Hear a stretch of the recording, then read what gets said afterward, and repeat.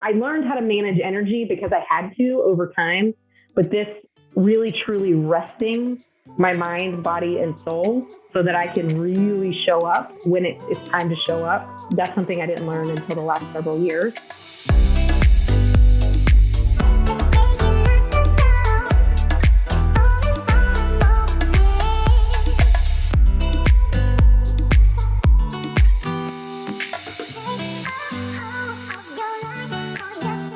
Welcome to the Raquel Show. Have you ever wondered what it's like to leave something that you're comfortable with just because you knew there was something bigger out there for you? Sometimes as entrepreneurs, we're always searching for what's next in my journey, or I've hit a ceiling. Can this be it? And today, my special guest is going to deep dive with you what it means to be uncomfortable when you know you were meant for more. Welcome to the show, Jen Metters. Thank you, Raquel. It's so exciting to be here. It's always fun to be in conversation with you. So this is just super fun. I'm excited. I love having you here, and I can't wait for the audience to know who you are. And for as long as I've known you, you're one of those people that has never been afraid to try something new. And it shows up multiple times in your journey, and I can't wait to talk about it. So we're going to jump right in. Can you give the audience a quick snapshot of where Jen started and what is it that you do today and has inspired you to do what you do? Oh my goodness. Quick snapshot. All right, let's do it. So I started off in mental health. That was my background. I did that for about a decade. And simultaneously during that, I got my coaching certification in 2008 when coaching was very different than it is now. So did that simultaneously for a while, transitioned into real estate about 9 years ago. And during that time, got into business coaching and productivity coaching, really supporting people and moving forward in their business. So I'm also a mom and a bonus mom to 8 kids. I love to travel. And so coaching has just been so amazing for me because it allows me that opportunity to be anywhere and to still show up at the level that I want to for my clients, which is really exciting. I don't know, that's a start, right? That's a few things. I love it. And there's a lot to unpack in that. And if you guys did not hear, she is a bonus mom to 8 kids. Mm-hmm.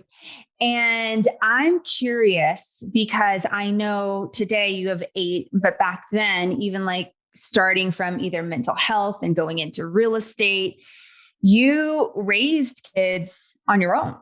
Mm-hmm. While switching careers. What was going inside of you knowing that you wanted to make a switch? You had 2 little children, or was it 2? 2 to start with, children, and said, you know what, I'm going to go for it.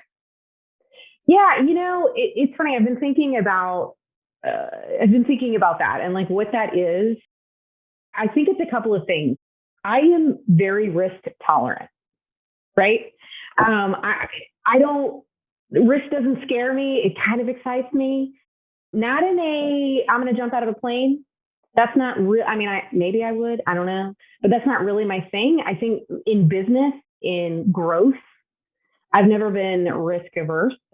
And I do think that has really supported me in being able to make moves, is that ability to look at a risk and I'm not willy-nilly, but I am able to look at it and say, all right, this is a calculated risk that I'm willing to take in order to grow. Because at the end of the day, growth is my number one. It's the thing that since I was a little girl, right? When people were calling me mama at 7 or 8 or 9 years old, because I just wanted to be an adult and wanted to grow and learn and do all of those things.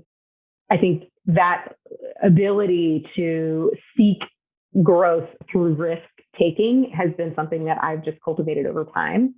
And the older I get, honestly, the more I'm all right, let's do it. Right. Because life is short and I want my kids to see that they can do whatever they want.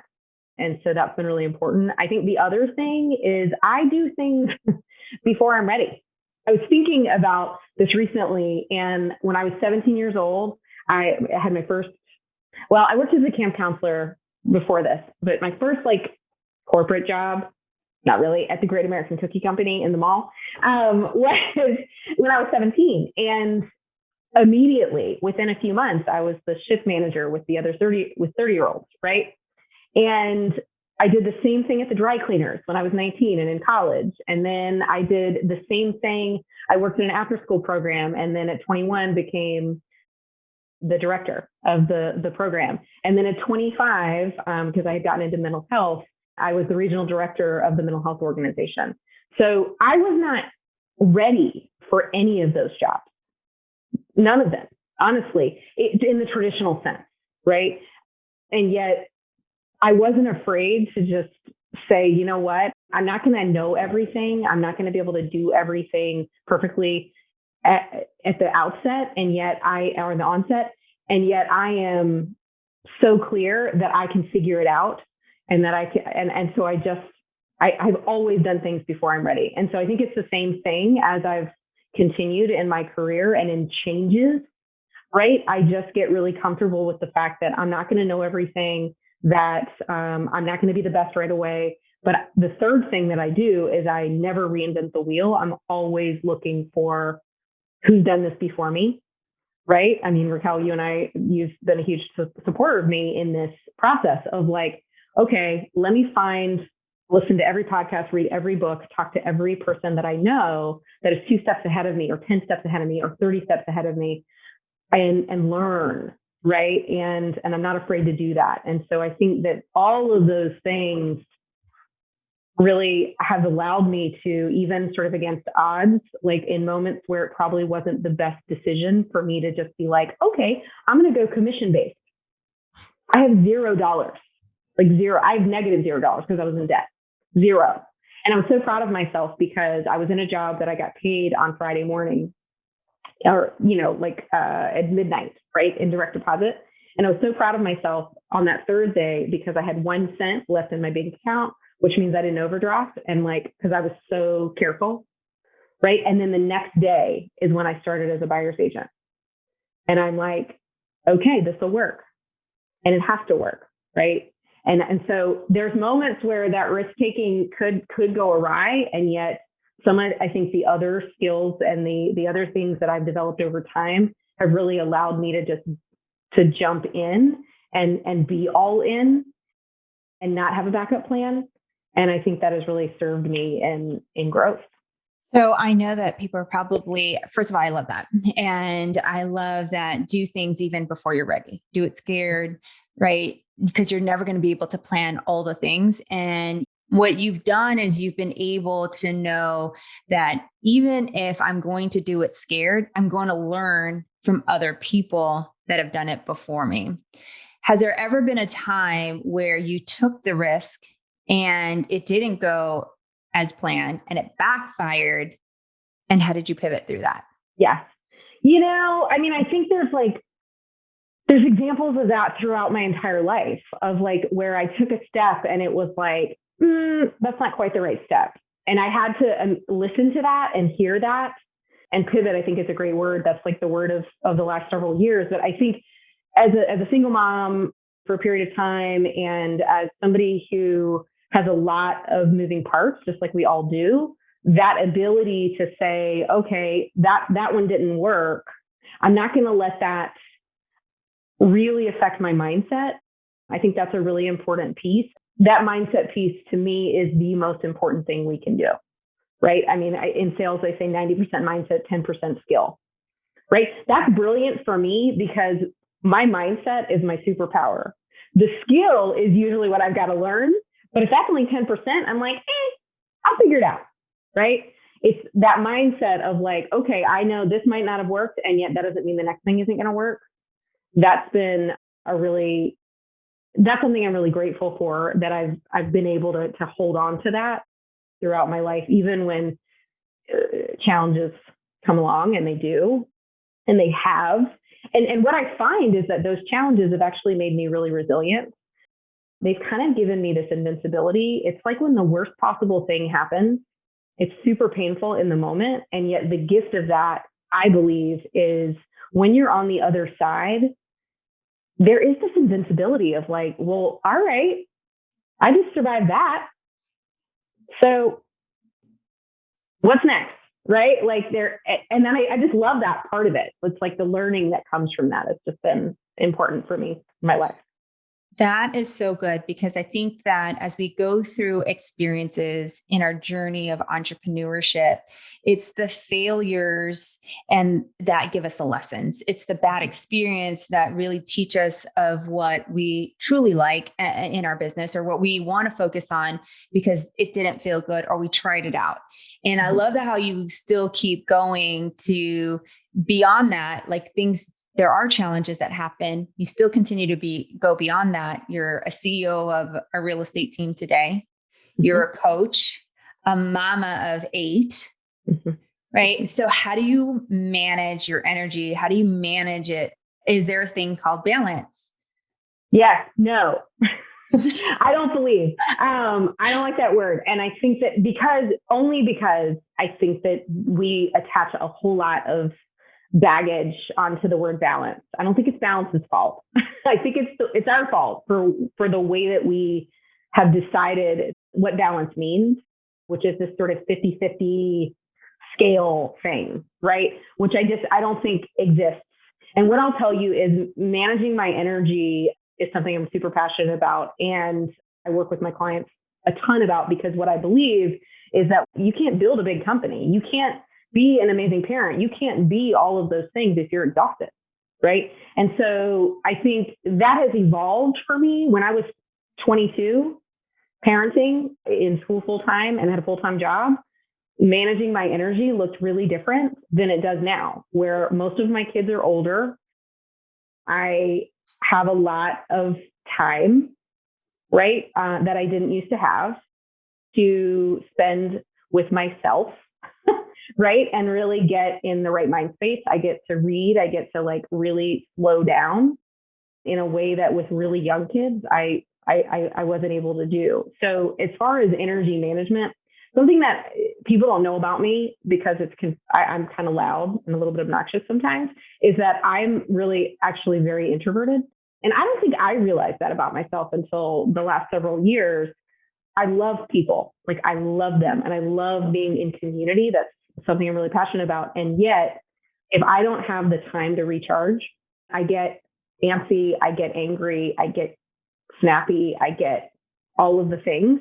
And so what I've learned is I really get my energy from being alone. I really do. And as a mom of as many kids as I am, and there's people around me all the time. I say that there's a lot of people in my head, right? I've got my family, and that's like a baseball team, right? And then you've got all my clients, right? And they're in my head, and then my friends and my, all of the people around me. And so sometimes I just need all the people to get out of my head for a minute, right? And so what I've been really intentional about, and I'm privileged to be in a place where I can do this. So it wasn't always like this, but I plan my rest. And I plan it at a really high level. So, and I think, Raquel, you and I mapped this out several years ago of like, you need time. And I took the time. So now it's 3 to 4 days of completely alone out of my house. So I'm not looking at the laundry piling up or the baseboards that need to be cleaned or any of that. I'm outside of my house for 3 or 4 days away from all the humans, right? And really just spending time with my thoughts. I walk a lot. I tend to go to the beach because that's really recharging for me. So I walk for miles on the beach. I read, I relax, I rest hard, right? And that is something that I don't think that I knew. I learned how to manage energy because I had to over time, but this really truly resting my mind, body, and soul so that I can really show up when it's time to show up. That's something I didn't learn until the last several years. And so it's in my calendar. So I challenge my clients to do the same thing. Put it in your calendar. It might look different than mine because your circumstances are different. You still got little kids, right? You might need really tiny micro moments, right? And so I really help them build an energy plan that's going to sustain them long term.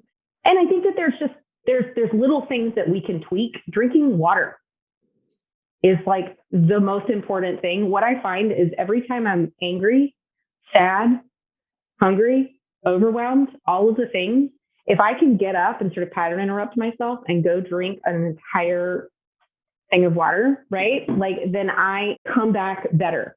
Because a lot of times I'm just dehydrated, right? And then other times that pattern interrupt really allows me to, and what I mean by that is like I get out of whatever circle I'm stuck in, right? The hamster wheel that I'm stuck in. I have to change my environment. I have to change my state. I have to change my mindset, right? And just go do something else. And that has been a game changer for me in regards to energy, is really understanding that and not slogging through, because I think that there's some kind of badge of honor to just like suffer.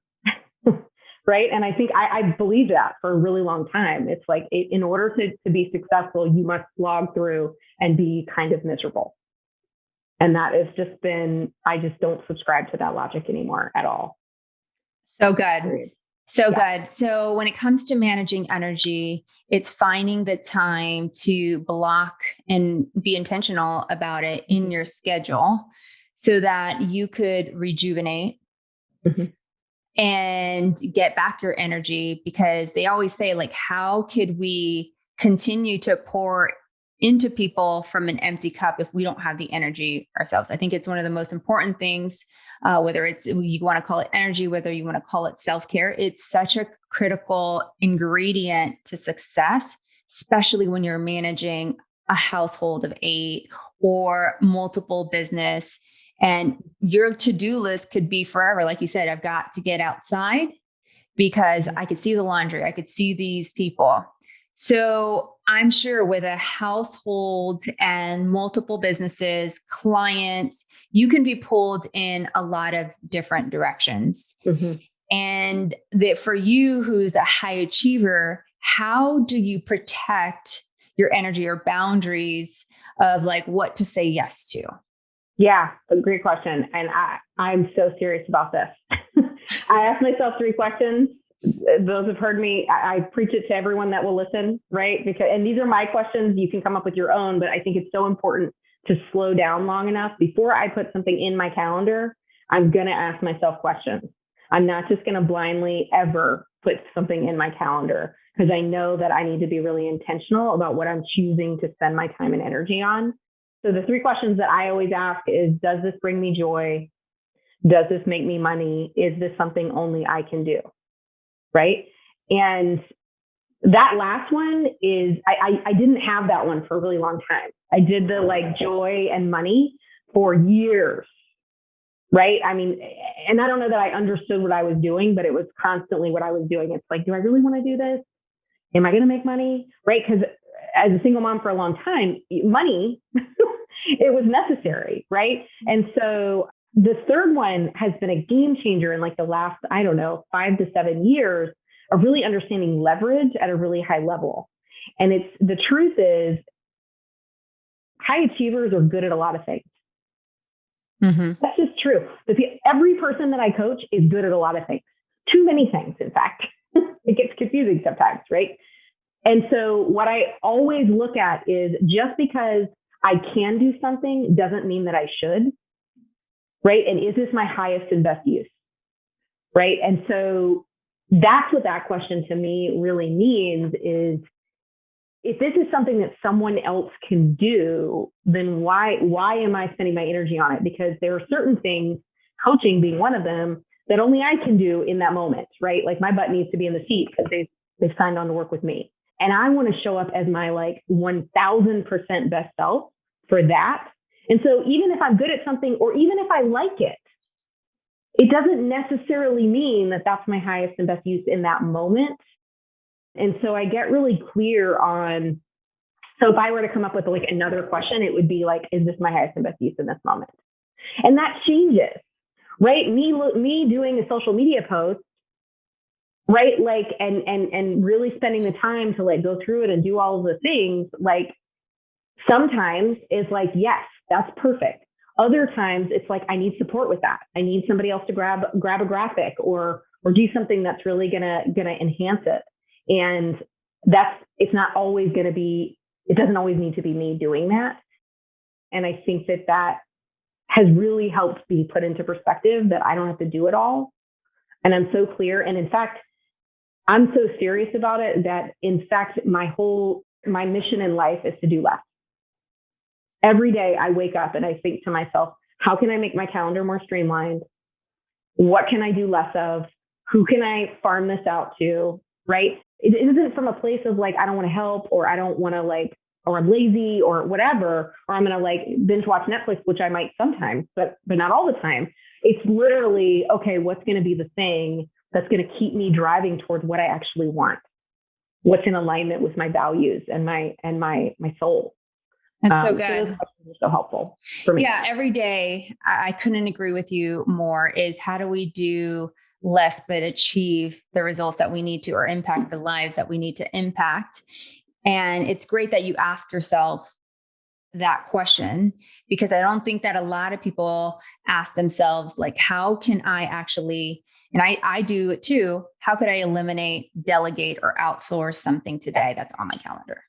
Yeah. And I think that's the fastest path. And when you talked about this, to leverage, and you coach a lot of executives, CEOs, people that are scaling.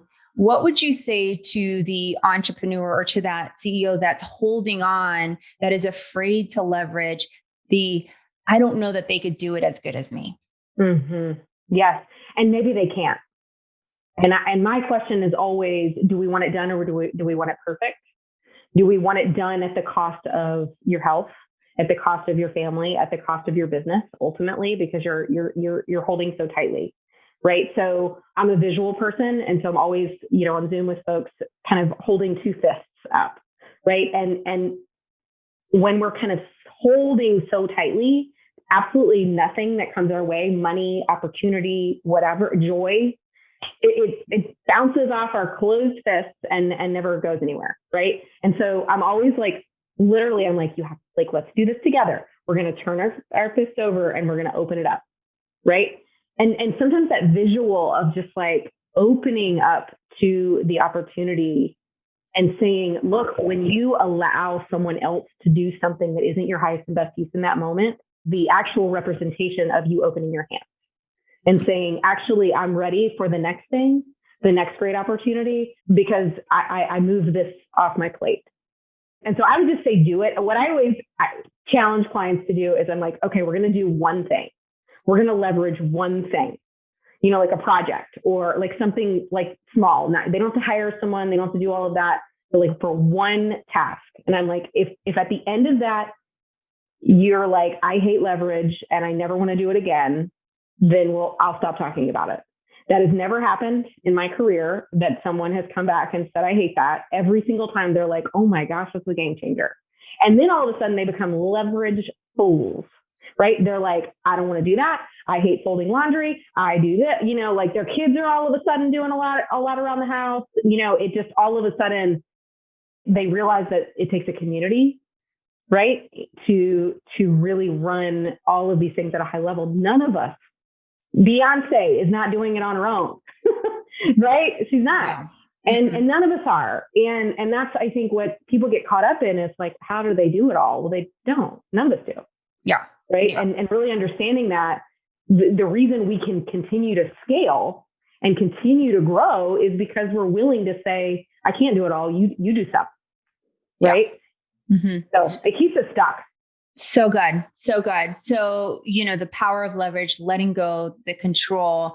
I love what you said earlier about your mindset. 90% of it is mindset. And obviously through what you have shared, I'm sure the audience is saying, man, this girl is resilient. Mm-hmm. She's got a superpower of mindset. She's resilient, right? She could get through anything.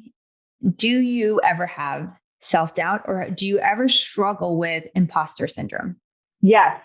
And Raquel already knows the answer to this because she's my coach. And yes, the truth is, all the time, there are moments of self-doubt. There's moments of, how dare I? Who am I? Right? And yet resilience is a great word for it, because I do not stay stuck there. And I think and I really encourage my clients, when I start to hear them kind of stuck in there, is, all right, what are we going to do to get out? I'm somebody who some people might call a little bit of a pessimist. I would call a realist, right? Mm-hmm. That's what a lot of pessimists call themselves, is realists. And so I tend to go to reality. Is whenever I start to go into that, like, who am I? I don't know what I'm doing, whatever. I go back to the data, so to speak, right? And I really look at, okay, you've actually helped this person grow in this way, right? And I keep track of all my client wins for them, but it's also for me, because I think it's really important that, whatever you're doing, what are the wins? What are the things that you put your like pause on that affect change for someone else or impact someone else or impact your business? And really going back to those moments, I have them written down so that when I'm in a really dark moment of like, I don't know what I'm doing, I go back to, you actually know exactly what you're doing and you still have a lot to learn, right? Both things are true. And I kind of love that, because then it's like, okay, awesome. I can continue to move forward, but I can continue to grow every second. I'm never going to be done. Right. So that goes back to that mindset of like, I got to go back to, I can't stay stuck in the negative mindset. I've got to go to, all right, this is just an opportunity to grow. What's my next thing I want to learn to really add to my tool belt to continue to pour into my clients? That has worked for me. I am not Pollyanna. I am not trying to say that you need to be positive all the time. And I'm certainly not, or that it's going to be easy and that it's just easy to switch your mindset. I'm not suggesting any of that. I think that when you're intentional and I'm looking at above my computer because I have notes to myself, right? It's that really reminds me of like the mindset that I'm in when I'm my best. Right. And that is around me all the time. I have little sticky notes, have been the thing since I was 20, probably earlier when I was in high school. I'm writing sticky notes. I'm putting them up on my mirror, right? Of like, you've got this, whatever it is, like those affirmations or quotes or things that inspire me or motivate me, so that I can quickly shift even when I'm like, oh, I'm really not feeling good. Okay, I can read that and be like, but when you're your best, this is who you are. This is what you wrote, right? And that really helps me put into perspective that this is a moment. This isn't a lifetime, whatever I'm feeling. So many good nuggets in what you just shared. And I really want to unpack that, because when you were stuck, you go to wins and gratitude of wins, right? And it's really hard to stay stuck, angry, and all those emotions when you go to wins. And high achievers actually have a hard time celebrating, especially wins or even the small wins, because they're trying to move faster onto the next. And what I love what you said is like some of those notes and some of those wins are data that become a reminder to us of when we're at our best, this is how we perform. And when we're at our best, we get to show up and encourage others to be their best. And that will immediately change your environment. That's right. That's right. And if I can't, like, if that doesn't work, to give the next step of that, then I'm going to go back to, I don't know if I said this in the beginning, but my sort of family motto in my head is always, work smart, play often, rest hard. Right. So I'm going to go back to the rest hard, because if I can't shift my mindset, I'm too tired. Physically, emotionally, in my soul, I'm tired. And so I've got to then honor that and say, I'm going to go sit in my window seat for an hour and stare out of the window, right? Or whatever it is that really is going to or put my feet on the ground, like on the earth. Say your motto one more time, because I absolutely love it. Okay. So work smart, play often, rest hard. There you guys have it. I know some of you guys that are driving, listening to this episode, you're like, what did she just say? That's exactly why I wanted her to repeat it. Work smart, play often, rest hard. So good. So I love just hearing about your journey. I love just where your mindset is. I love the resilience. I love that like nothing really just stopped you to keep going. And I want to ask you, what's the biggest business lesson that you've learned so far? That is a really tough question, because I feel like I learn a lesson every single day, right? Every single day I'm like, oh, all right, lesson learned. Cool. on to the next, right? And I'm somebody who's a seeker of lessons. So I am never going to bury my head in the sand. I'm always going to be looking for, okay, where's the lesson here? What can I learn? How can I move forward? Right? If I were to put that into the lesson I've learned is to slow down in order to speed up, which I did not make up. Somebody said that to me a long time ago, but that concept of be intentional, ask yourself the right questions, slow down long enough, see the forest for the trees, right? Don't fly at 35,000 feet. I'm constantly doing that with my clients. I'm like, okay, here's where we are right now. I hear the issue right here. So if we took it up 35,000 feet and you're looking at it from here, what would be your perspective then? What might you say about it then? Right? And then we go up again. It's like, okay, well, then what might you say? And that has really, I don't know, that really helps me kind of put things in perspective, but that requires a slowdown, right? Yeah. So I believe for those that are having a hard time slowing down as it is, what would you say would be the first step to actually say, pause, like, let's slow down?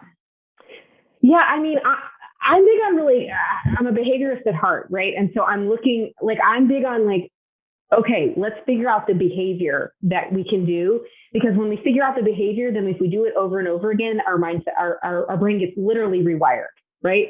And so for me, setting an alarm or having in my calendar or having notes in front of me that really say, slow down, look up, right? Look around. Because that's something I will literally hiking. For example, I'm like in like hike country out here, right? And I am somebody who coordination has not always been my strong suit, right?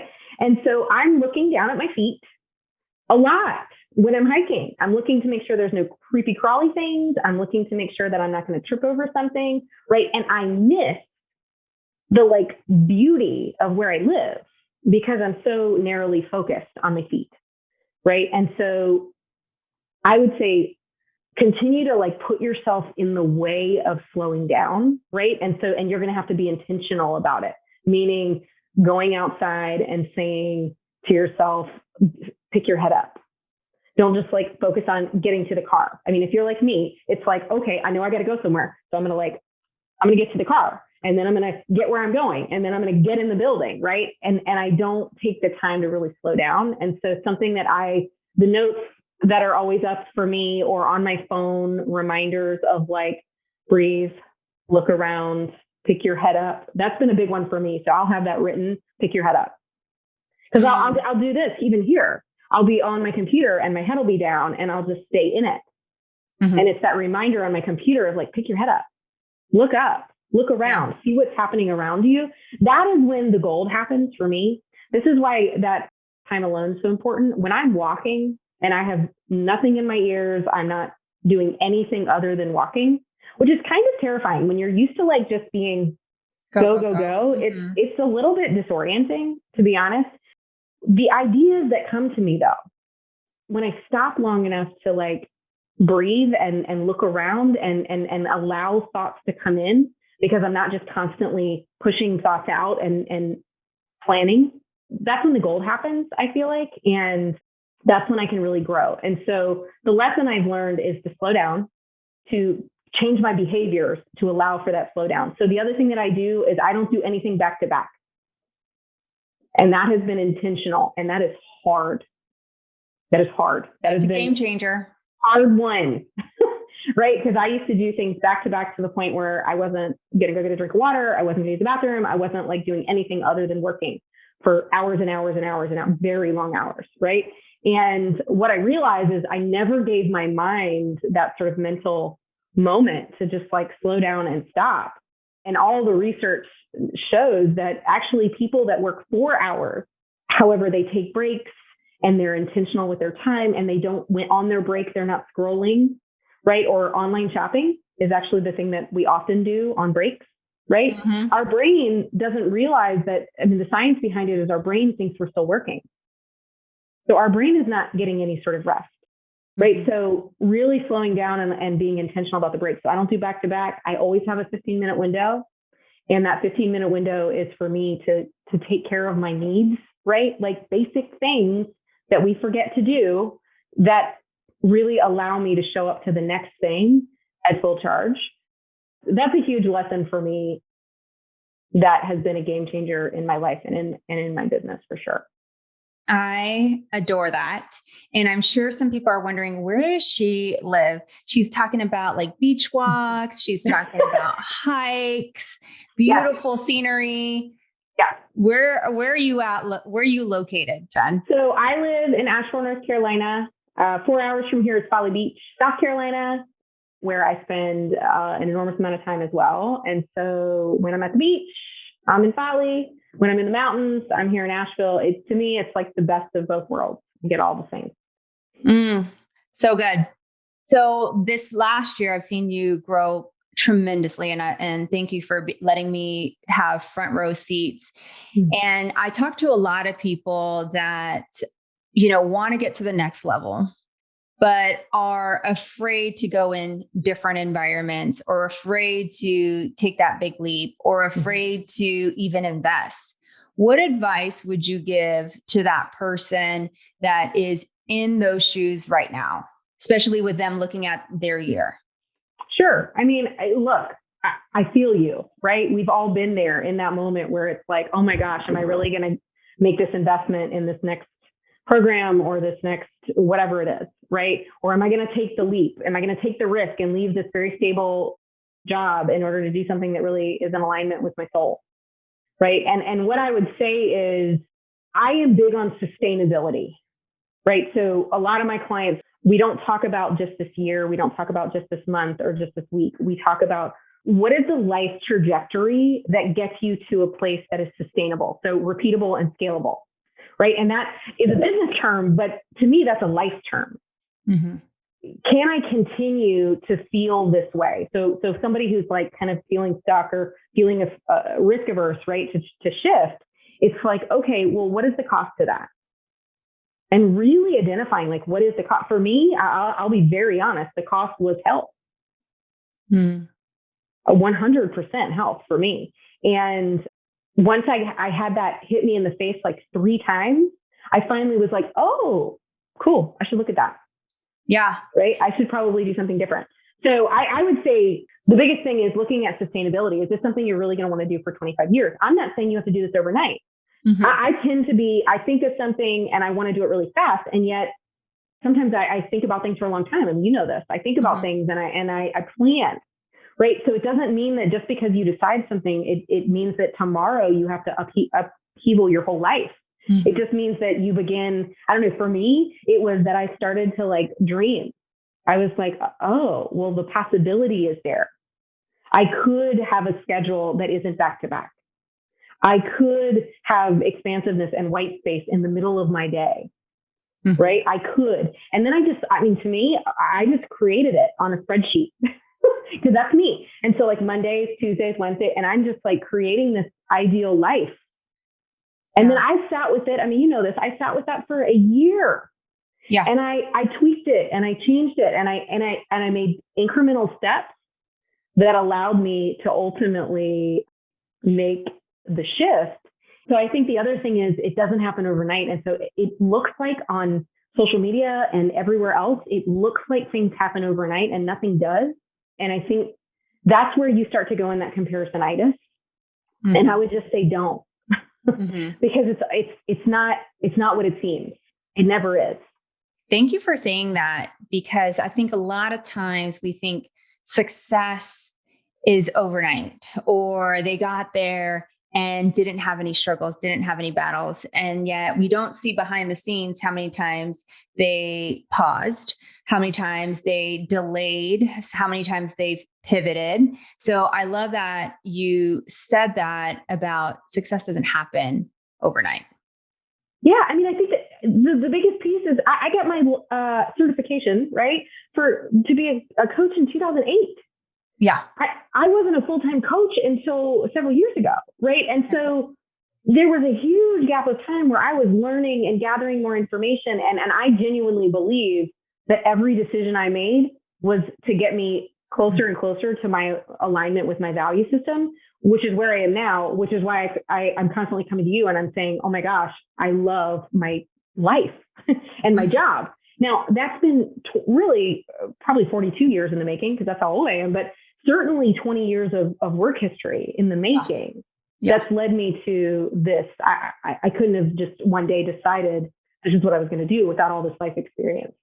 That's the beauty of the journey, right? Mm-hmm. That is the beauty. And isn't that why we get into entrepreneurship, is so that we can craft our own schedule, right? To the way that we want our lifestyle to be. But yet in the journey, we kind of forget sometimes of like, I got to do this. I got to do this. Yeah. I got to build this. I got to build this. And then all of a sudden you look up, there is no energy anymore. There is no self-care. There is no, you like you said earlier, you're constantly looking down. You forget to look up. And that's where like the whole process and the whole journey, that's where the beauty happens. Mm-hmm. That's where the growth really does happen. And so I love to ask this question. I know that people have been listening to you, and this is a question that we ask every single person that comes on our show is, what does Jen do to play bigger? Playing bigger. For me, playing bigger is being the least impressive person in the room as often as possible, right? And I love that. There is nothing I want more, in fact, than to be in a room full of powerhouse women specifically, but anyone, right, who has figured something out that I haven't. I'm such a learner, right? Like I want to know what they know, and I want to like be in their space and be in their environment. And so to me, that's always my play bigger moment, is like, how can I get in that room with other people? So I love that. Game changer. Love that. Getting in the room with and being the least impressive person in the room will expose you to so many different things. And if you love to learn, you will definitely learn in a room where you're the least impressive person.